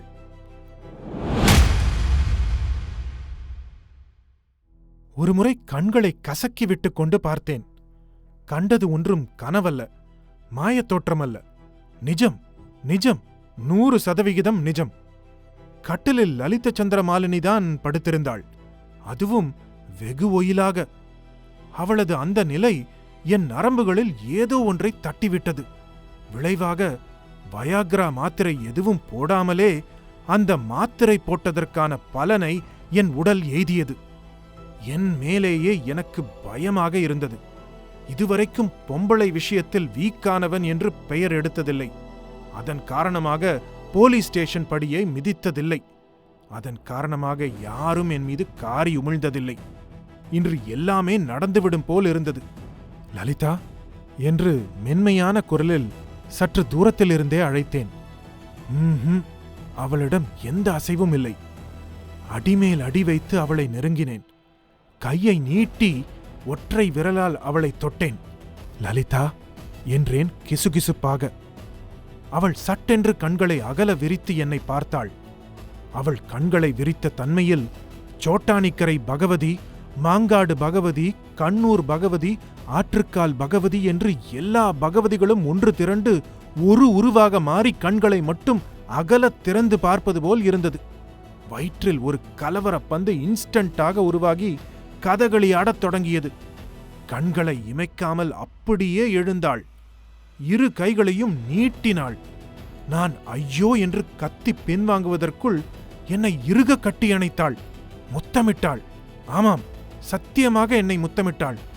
உதடுகளில் தேனை தடவிக் கொண்டிருந்தாளோ என்னவோ. இனித்தது. மூச்சில் பெப்பர்மெண்ட் வாசம். அது ஒரு இன்ப அவஸ்தை. விடுபடவும் மனமில்லை, விடுபடாதிருக்கவும் முடியவில்லை. விடுபடாதிருந்தால் தப்பு என்று ஆகிவிடுமே. விடுபட பார்த்தேன். அவளது பிடி இன்னும் இறுகியது. உதடுகளில் அவள் பற்கள் பதிந்தன. பயமாக இருந்தது. ஏற்கனவே கண்களை இமைக்காமல் மோகினி பேய் போல காட்சியளிக்கிறாள். உண்மையாகவே ஏதாவது துர்தேவதை கிருதேவதை அவள் மீது இறங்கியிருக்கிறதா? என் ரத்தம் முழுவதையும் உறிஞ்சிவிடப் போகிறாளா? முத்த சுகத்தை விடவும் அதன் விளைவை நினைத்தால் கவலையாக இருந்தது. பலம் அனைத்தையும் திரட்டி விடுபட பார்த்தேன். என்ற வினோதமான குதிரை கனைப்பு ஒன்று என் தொண்டைக்குழியில் எழுந்தது. விடுபட்டு விட்டேன். லலிதா என் மேல் பாய்ந்து என்னை கட்டிப்பிடிக்க பார்த்தாள். வருவது வரட்டும் என்று அவள் கன்னத்தில் பளார் என்று ஓர் அறை விட்டேன். சின்ன குழந்தைகள் அட்டாக் என்று ஒருவரை ஒருவர் சொல்லிக் கொண்டவுடன் யார் என்ன ஆக்ஷனில் இருக்கிறார்களோ அதே ஆக்ஷனில் உறைந்து விடுவார்களே, அதுபோல் அவள் இரு கைகளையும் விரித்த நிலையில் உறைந்து போய் நின்றாள். அவளை கூர்ந்து நோக்கினேன். லலிதா என்றேன். அவள் உடம்பில் ஒரு சிலிர்ப்பு. கண்கள் இமைத்தன. இமைகளை படபடவென அடித்துக்கொண்டு என்னை பார்த்தாள். பின் சூழ்நிலையை பார்த்தாள். பார்வையை ஒரு முறை சுழற்றி அறை முழுக்க பார்த்தாள். நான் எப்படி இங்கே வந்தேன் என்று கேட்டாள். சபாஷ், சரியான கேள்வி என்றேன். என் குரலில் பதிலில் இருந்த கிண்டலை அவள் கவனித்த மாதிரி தெரியவில்லை. என்னை எங்கிருந்து இங்கே தூக்கி கொண்டு வந்தீர்கள்? உடல் எல்லாம் எரிகிறதே. என் மூச்சில் ஆல்கஹால் வாசனை கலந்திருக்கிறதே. என்னை முத்தமிட்டீர்களா? ஆமாம், முத்தமிட்டிருக்கிறீர்கள். எனக்கு தெரிந்துவிட்டது. இன்னும் என்னென்ன செய்தீர்கள்? என்னை படுக்கையில் சாய்த்தீர்களா? கமான், என்ன செய்தீர்கள்? என்னை சொல்லுங்கள். ஆர்ட் கேலரியில் என்னை நீங்கள் பார்த்த பார்வையே சரியில்லை. Come on, tell me what happen. அவள் குரலில் கோபம் இருந்தது. குரலின் டெசிபல் அதிகரித்துக் கொண்டே சென்று கடைசியில் பலகையில் ஆணியை கீறினால் உண்டாகும் கிரீச் ஒலியைப் போல் மாறியது. விக்கித்துப் போனேன். பொம்பளை விஷயத்தில் வீக் என்ற பெயரை இதுவரைக்கும் வாங்கினதில்லை என்று மார்தட்டிக் கொண்டேன் அல்லவா? அப்படி இல்லை என்று ஆகிவிடும் போல் இருந்தது. லலிதா, வெயிட், கத்தாதே. விஷயத்தை நீ அப்படியே தலைகீழாகச் சொல்கிறாய். நான் கதவை திறந்து கொண்டு உள்ளே நுழைந்தேன். கட்டிலில் நீ மோகினி போல் படுத்திருந்தாய். லலிதா என்று கூப்பிட்டேன். சட்டென்று கண்களை அகலத் திறந்தாய். என்னை பார்த்தாய். ஒரு வார்த்தை உன் வாயிலிருந்து வரவில்லை. அப்படியே என் மேல் சரிந்தாய். என்னை கட்டி பிடித்தாய். முத்தமிட்டாய். விலக பார்த்தேன். இறுக்கமாக பிடித்தாய்.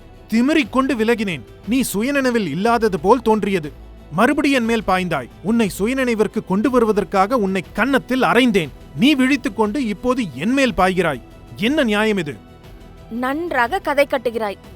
நான் பக்கத்து குவார்டர்ஸில் இருக்கிறேன் என்று உனக்கு தெரிந்திருக்கிறது. உள்ளே சென்ற ஆல்கஹால் என்னை என் குவார்டர்ஸில் இருந்து தூக்கி வர செய்திருக்கிறது. என்னை கட்டிலில் போட வைத்திருக்கிறது, முத்தமிட வைத்திருக்கிறது. என் உள்ளுணர்வு என்னை எழுப்பிவிட்டதால் நான் தப்பித்துக் கொண்டு விட்டேன். சொல், நான் மயக்கமாக இருப்பதற்கு ஏதாவது குளோரோஃபார்ம் அது இது என்று எதையாவது இன்ஹேல் பண்ண வைத்திருக்கிறாயா? அவள் ஒருமையில் இறங்கியிருக்கிறாள். என்னை காமாந்தகக்காரனாக சித்தரித்துக் கொண்டிருக்கிறாள். என்ன சொல்லி நான் குற்றமற்றவன் என்று நிரூபிக்கப் போகிறேன்? அக்கினி பிரவேசம் செய்ய வேண்டுமா? லலிதா, அப்படியெல்லாம் எதுவும் இல்லை. நான் சொன்னது அத்தனையும் உண்மை, சத்தியம்.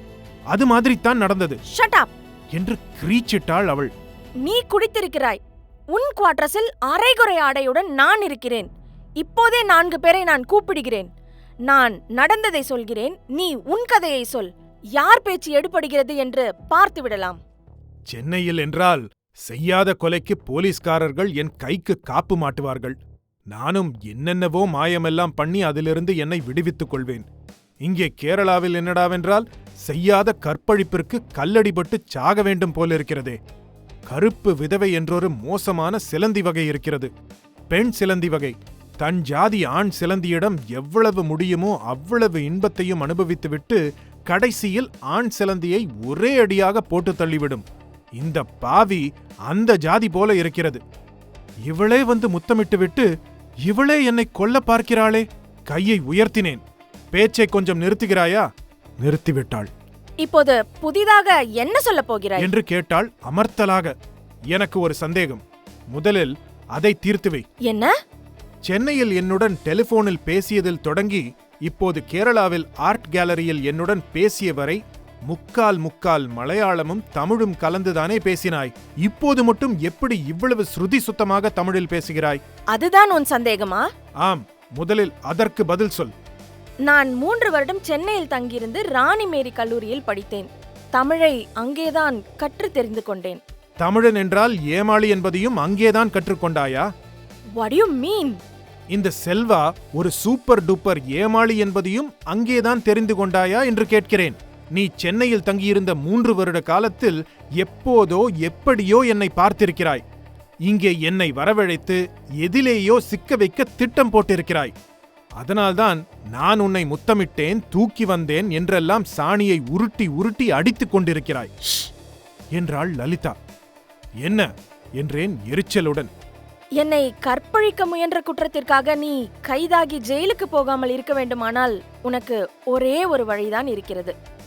என்ன அது என்று கேட்டேன். வரப்போவது என்ன என்று என்னால் ஓரளவு யூகிக்க முடிந்தது. ஆலப்புழை சமஸ்தான வாரிசு என்று சொல்லிக்கொண்டு திரிகிறாளே அந்த ஆரியமாலா, அது சுத்த பொய். ஆலப்புழை சம்ஸ்தானத்தின் முன்னாள் மன்னர் ஒருவரின் சின்ன வீட்டுக்கு உருவான வம்சத்தில் வந்தவள் அவள். அந்த ராஜா சின்ன வீட்டின் மேல் இருந்த மயக்கத்தில் தன் மனைவிக்கு என்று செய்து வைத்திருந்த நெக்லஸை தூக்கி ஊர் பேர் தெரியாத ஒருத்திக்கு கொடுத்து விட்டார். அதனால் அந்த நெக்லஸ் உண்மையான வாரிசிடம்தான் இருக்க வேண்டும். அந்த உண்மையான வாரிசு நான் தான். போதாத காலத்தால் என்னுடைய முன்னோர்கள் வறுமையில் சிக்கிக் கொண்டார்கள். அதனால் நானும் உண்மையான வாரிசு என்று சொல்லிக்கொள்ள முடியாமல் போய்விட்டது. அரச வம்சமா? இவளா? அதனால் தான் இவ்வளவு வினோதமான பெயரா? எனவே என்று நான் கேட்டேன். ஆர்ட் கேலரியில் இருக்கும் நெக்லஸை எடுத்து என்னிடம் கொடு. உனக்கு 25 லட்சம் கூலி தருகிறேன். இல்லாவிட்டால் கதை வசனத்தை நீயே எழுதிக்கொள். எந்த ஜெயில் எந்த களி என்று நீயே முடிவு செய்து கொள்ளலாம். எப்போது எப்போது என்று நான் எதிர்பார்த்திருந்த குண்டு அப்போது என் தலையில் விழுந்தது. என் 7.5 நாட்டான் எழுந்து நின்று ருத்ர தாண்டவம் ஆடத் தொடங்கினான். இடப்பக்கம் போகுமா வலப்பக்கம் போகுமா என்று நான் பார்த்து கொண்டிருந்த நரி மேலேயே விழுந்து பிடுங்கிவிட்டது. ஆர்ட் கேலரியில் இருக்கும் நெக்லஸை எடுத்து தந்தால் 25 லட்சம் கூலி, இல்லாவிட்டால் கற்பழிக்க முயன்ற குற்றத்திற்காக சிறைவாசம், கூட கேரளா களி. என்ன செய்யலாம் என்ன செய்யலாம்? இப்படி முன்னால் போனால் கடிக்கும், பின்னால் போனால் உதைக்கும் என்னும் மோசமானதொரு சூழ்நிலையில் வந்து மாட்டிக்கொண்டேனே. என்ன செய்யலாம்? யோசித்தேன். உண்மையில் நான் அவளை கற்பழிக்க முயலவில்லை. அவளே மேலே வந்து விழுந்து பொச்சக் பொச்சக் என்று முத்தமிட்டுவிட்டு என்னை நோக்கி குற்றவாளி என்று சுட்டு விரலை நீட்டுகிறாள். எனவே வழக்கு என்று வரும்போது சத்தியம் என் பக்கம் இருப்பதால் தப்பிக்க வாய்ப்பு இருக்கிறது. ஆனால் அவள் சொல்கிறபடி நகையை எடுத்து கொடுத்துவிட்டு மாட்டிக்கொண்டால் நான் ஜெயிலுக்கு போவது 100க்கு 100 உறுதி. எனவே ஐ எம் சாரி லலித சந்திரமாலினி, நீயே ஆலப்புழை சமஸ்தானத்தின் உண்மையாக வாரிசாக இருந்து கொள். அது பற்றி எனக்கு கவலை இல்லை. ஆனால் நீ சொல்கிறாய் என்பதற்காக எடுத்து கொடுத்துவிட்டு நான் போலீசில் மாட்ட தயாரா இல்லை. அவள் ஏதோ சொல்ல வாயெடுக்க, நீ எதுவும் சொல்ல வேண்டாம், 25 லட்சம் போய்விடும் என்று சொல்வாய். போலீசில் எப்படி மாட்டிக்கொள்ள முடியும் என்று கேட்பாய். என் சுண்டு விரல் நுனி கூட உன்மேல் படாதபோது என்னை போலீசில் மாட்டிவிடத் தயாராக இருப்பவள்தானே நீ? நெக்லஸை எடுத்து கொடுத்த பின் என்னை போலீசில் மாட்டி வைக்க மாட்டாய் என்பது என்ன நிச்சயம்? எனவே நான் உன் ஆசை மற்றும் பசப்பு மொழியில் மயங்கி நெக்லஸை எடுத்து தரப்போவதில்லை. இது என் தீர்மானம் நம்பர் 1. 2வது தீர்மானம் என்ன என்று கேட்கவில்லையே. உன் பொய் குற்றச்சாட்டை உண்மை குற்றச்சாட்டாக்கப் போகிறேன். புரியவில்லை? நான் உன்னை கற்பழிக்கப் போகிறேன் என்று சொல்லிக்கொண்டே அவளை நோக்கி ஒவ்வொரு அடியாக எடுத்து வைத்தேன். அவளது முகத்தில் திகைப்பு, பின் கலவரம், பின் மகிழ்ச்சி. ஆஸ்கர் விருது வாங்கிய நடிகை கூட இவ்வளவு விரைவாக முகபாவங்களை மாற்றி காண்பித்திருக்க மாட்டாள். திகைப்பு சரி, கலவரம் அதையும் புரிந்து கொள்ள முடிந்தது. ஆனால் மகிழ்ச்சி, அவள் முகத்தில் மகிழ்ச்சி தாண்டவமாட காரணம் என்ன? அது போதாது என்பது போல் 2 கைகளையும் அகல விரித்து என்னை வரவேற்கும் பாவனையில் நின்றாள். திகைத்தேன். Come on Selva, I am ready. நீ என்ன செய்ய நினைக்கிறாயோ செய்து கொள் என்று கூறிவிட்டு புன்னகை செய்தாள் லலித சந்திரமாலினி. தலைக்கு மேல் வெள்ளம் போய்விட்டது. சாண் ஏறினால் என்ன, முழம் ஏறினால் என்ன? லலித சந்திரமாலினி மனதில் என்ன நினைத்துக் கொண்டு என்னை வரவேற்கிறாளோ தெரியவில்லை. ஆனால் முன்வைத்த காலை பின் வைப்பதில்லை என்று தீர்மானித்தேன். ஆண்மை நிறைந்த சிரிப்பு ஒன்றை வெளிப்படுத்தியபடி அவளை நோக்கி நடந்தேன். அவளுக்கும் எனக்கும் இடையில் 6 இன்ச் இடைவெளி மட்டுமே இருந்தபோது எனக்கு பின்னால் யாரோ கைதட்டும் ஒலி துல்லியமாக கேட்டது. கூடவே சபாஷ் செல்வா என்ற ஆண் குரல். நின்றேன், திரும்பினேன். சுகுமார் நின்றிருந்தான். அவனது முகத்தில் பெருமிதம் கலந்த சிரிப்பு. நாங்கள் இருவரும் சேர்ந்து வைத்த பரீட்சையில் நீ ஃபர்ஸ்ட் கிளாஸில் பாஸ் செய்து விட்டாய் என்றான். எனக்கு புரியவில்லை என்றேன். உனக்கு புரியாதுதான். இன்றைக்கு ஆர்ட் கேலரிக்கு ஆலப்புழை ஆரியமாலா வந்து நெக்லஸ் காணாமல் போனால் என் மானமே போய்விடும் என்று அழுதுவிட்டு போனாளா? மாதவன் நாயருக்கு லேசாக ஒரு கவலை வந்துவிட்டது. டூப்ளிகேட் நெக்லஸ் செய்து வரும் வரை எந்த அசம்பாவிதமும் நடந்துவிடக்கூடாது என்று அவர் விரும்பினார். எனவே புதிதாக வேலைக்கு சேர்ந்திருப்பவர்களை எல்லாம் நம்பகமானவர்கள்தானா என்று சோதிக்க ஆசைப்பட்டார். உன்னையும் சோதித்து பார்க்க வேண்டும் என்றார். நீ நம்பகமானவன் என்று நான் கேரண்டி கொடுக்க தயாராக இருந்தும் அவர் ஒத்துக்கொள்ள தயாராக இல்லை. அதற்காக லலிதாவை விட்டு உன்னை ஒரு சிக்கலில் மாட்ட வைத்து கூடவே பணத்தாசையும் காட்டினால் என்ன செய்கிறாய் என்று பார்க்கலாம் என்று நான் தான் இப்படி ஒரு திட்டம் போட்டேன். நீயும் உன் அசிஸ்டண்ட்டும் பாருக்கு போய் குடிக்க வேற செய்தீர்கள். அது என் திட்டத்திற்கு சாதகமாகவே அமைந்துவிட்டது. இருந்தும் நீ தெளிவாக செயல்பட்டு விட்டாய். நீ பணத்திற்கு மசியாதவன் என்று நிரூபித்து விட்டாய். கங்க்ராட்ஸ் என்றான். சுகுமார் மேல் கோபமாக வந்தது. அதே நேரத்தில் நான் சபலப்படாதவன் என்று நிரூபிக்கப்பட்டதில் மகிழ்ச்சியாகவும் இருந்தது. ஓகே, பரீட்சையில் தேறிய எனக்கு எந்த ட்ரீட்டும் கிடையாதா? என்ன வேண்டும் சொல். ஷீவா ஸ்ரீகலா, பக்கார்டியா, வார்ட் 69 எது வேண்டும் சொல். லலிதாவிடமிருந்து ஒரு முத்தம் என்றேன். ஐயோ என்று அலறினாள் லலிதா வெட்கத்துடன். அது சும்மா நடிப்பிற்காக அப்படி செய்தது. உண்மையாக என்றால் நான் மாட்டேன்பா என்றாள். அவளை கூர்ந்து நோக்கினேன். அந்த உதடுகள் க்ளோஸ்அப்பில் தெரிந்தன. அதன் சுவை இன்னும் என் நாக்கிலேயே இருந்தது. என் பார்வையை பார்த்துவிட்டு அதன் அர்த்தத்தை புரிந்து கொண்டு லலிதா கட்டிலில் இருந்த தலையணையை பொறுக்கி என் முகத்தில் மோதினாள். எல்லா கோணங்களிலும் அவள் அழகாகத்தான் தெரிந்தாள். எனக்கு ஏற்றவளாகத்தான் தோன்றினாள். இன்னும் 14 நாட்கள்தானே வேலை முடிய. ஒத்து வந்தால் அவளுடன் கேரளாவிலேயே செட்டில் ஆகிவிடுவது. அப்புறம் வாழ்க்கை முழுக்க அந்த இனிப்பான உதடுகளை சுவைத்துக் கொண்டே இருக்கலாமே. அடுத்த 2 நாட்கள் சொர்க்கமாக இருந்தன. என்னை முத்தமிட்ட லலிதா என் அசிஸ்டண்டாக வேலை செய்ய தயாராக ஆர்ட் கேலரியில் என்னுடனேயே நின்று கொண்டிருந்தாள். நான் கண்காட்சிக்காக உருவாக்கியிருந்த சிறையின் கதவை ஒரிஜினலாக மாற்றினேன். ஒரிஜினல் இரும்பு கம்பிகளை பொருத்தினேன். போலீஸ்காரர்கள் மற்றும் கைதியின் உடைகளை இன்னும் நேர்த்தியாக தைக்கச் சொல்லி ஆர்டர் கொடுத்தேன். லலிதா பெயிண்ட் அடித்தாள். உடைகளை மாட்டுவதற்கு உதவினாள். தேவைப்பட்ட இடங்களில் ஒரு டிராயிங் போர்டு வைத்து ஸ்கெட்சாக வரைந்து காட்டினாள். முருகேசன் கடைக்கு போய் ஸ்க்ரூக்கள் வாங்கி வருவதும் பெயிண்ட் டப்பா பிரஷ்கள் தேவைப்பட்டால் வாங்கி வருவதுமாக எடுபிடி வேலைகள் செய்தான். அவ்வப்போது கடைக்குச் சென்று லலிதாவிற்கு இளநீர், ஜூஸ் என்று ஏதாவது வாங்கி வந்தான். அவன் வெளியே போய் டீ குடித்துவிட்டு பீடி வலித்துவிட்டு எனக்கும் டீயும் பட்டர் பிஸ்கட்டும் வாங்கி வந்தான். அந்த 2 நாட்களில் யாவற்றையும் விட நான் மிக ரசித்தது லலிதாவின் நெருக்கத்தைத்தான். சில கல்வெட்டு தருணங்கள் அங்கே உருவாகின. லலிதாவின் பின்பாகம் ஒரு சந்தர்ப்பத்தில் என் மடியில் அப்படியே படிந்த ஒரு தருணம். அவளது முன்பாகம் ஒரு சந்தர்ப்பத்தில் என் முதுகில் அழுத்திய தருணம். ஏணியில் தடுமாறிய போது பிடிப்பதற்காக ஸ்டாண்ட் என்று நினைத்து கைப்பதித்தது அவள் இடுப்பாக இருந்த தருணம். அப்படி நான் கைப்பதித்ததை ஆட்சேபிக்காமல் கலகலவென அவள் சிரித்து ரசித்த தருணம். முருகேசனின் வயிறு கபகபவென எரிந்து கொண்டிருந்ததை என்னால் உணர முடிந்தது. அதனால் என்ன, வாழ்க்கை என்ற புத்தகத்தில் அனுபவங்கள் பதிவாவதை யாரால் தடுக்க முடியும்? அந்த ஆர்ட் கேலரியில் அரவிந்தனோடு சுகுமாரும் சேர்ந்து கொண்டு எல்லா வேலைகளையும் மேற்பார்வை செய்து கொண்டிருந்தான். நான் அங்கே போய் சேர்ந்ததிலிருந்து கேலரியை முழுமையாக திருப்திகரமாக உருவாக்கும் வேலையை என்னிடமே ஒப்படைத்துவிட்டு அவன் விலகிக் கொண்டான். 4வது மாடியில் ஆர்ட் கேலரியின் அலுவலகம் இயங்கிக் கொண்டிருந்தது. அதை பேபி என்ற பெண்குட்டி கவனித்துக் கொண்டிருந்தாள். அந்த பேபி குட்டிக்கு மூக்கில் இருந்து எந்த வினாடியும் நழுவி விழும் போல் தோன்றும் ஒரு கண்ணாடி தொற்றிக் கொண்டிருக்கும்.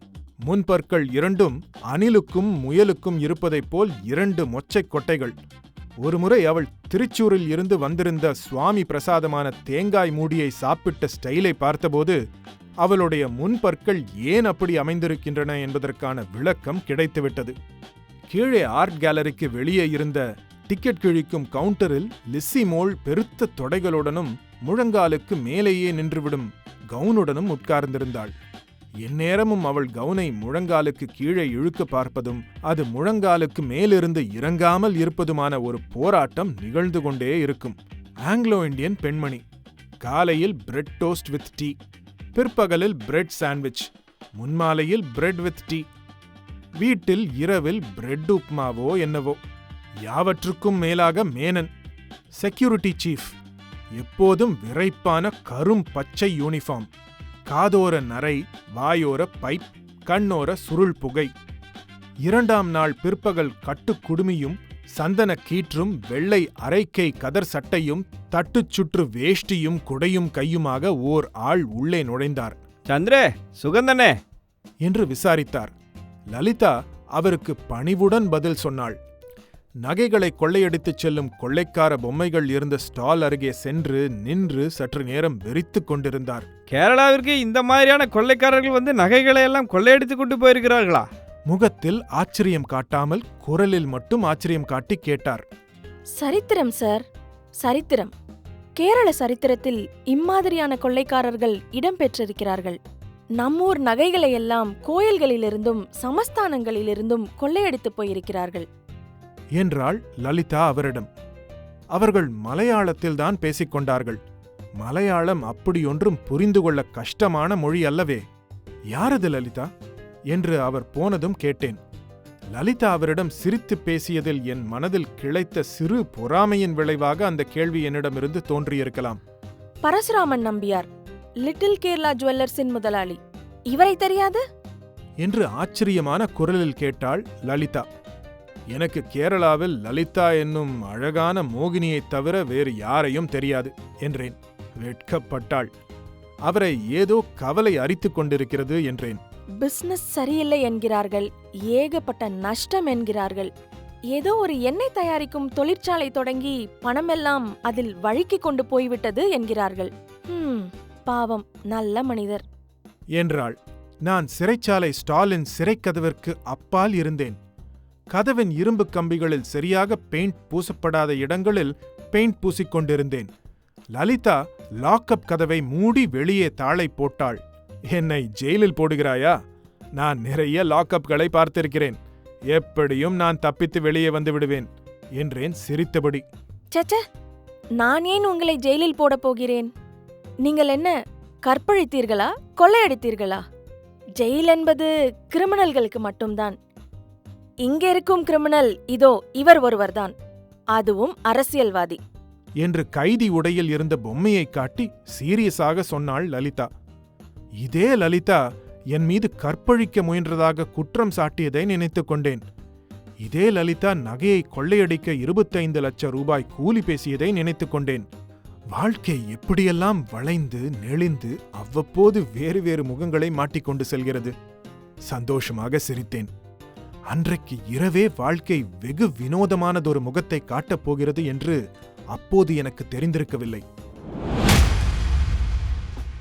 இங்க பார்ட் 1 முடியுது. ஏற்கனவே ட்விஸ்ட் மேல ட்விஸ்டா போகுதில்ல. ஐயையோ, இதுக்கு மேல செல்வா சொல்ற அன்றைக்கு இரவு என்ன நடக்க போகுதுன்னு மெர்சல் ஆகுதா? சுபா எழுதி உங்கள் ஜூனியர்ல மே 2005 வெளிவந்த ஆலப்புழா ஆரியமாலாவோட பார்ட் 2 அடுத்த வாரம் இதே சுபா கதைகள் சேனல்ல வெளியாக போகுது. அது வரைக்கும் கொஞ்சம் வெயிட் பண்ணுங்க. அடுத்த பார்ட் வெளிவந்த உடனே தெரிஞ்சுக்க சப்ஸ்கிரைப் பண்ணுங்க. உங்க கருத்துக்களை ஆஸ் யூஷுவல் கமெண்ட்ஸ்ல தட்டி விடுங்க. சீக்கிரமே சந்திப்போம். சுபா கதைகள். Stories by writers Subha. அடுத்த வாரம் ஒரு புது கதையுடன் சந்திப்போம்.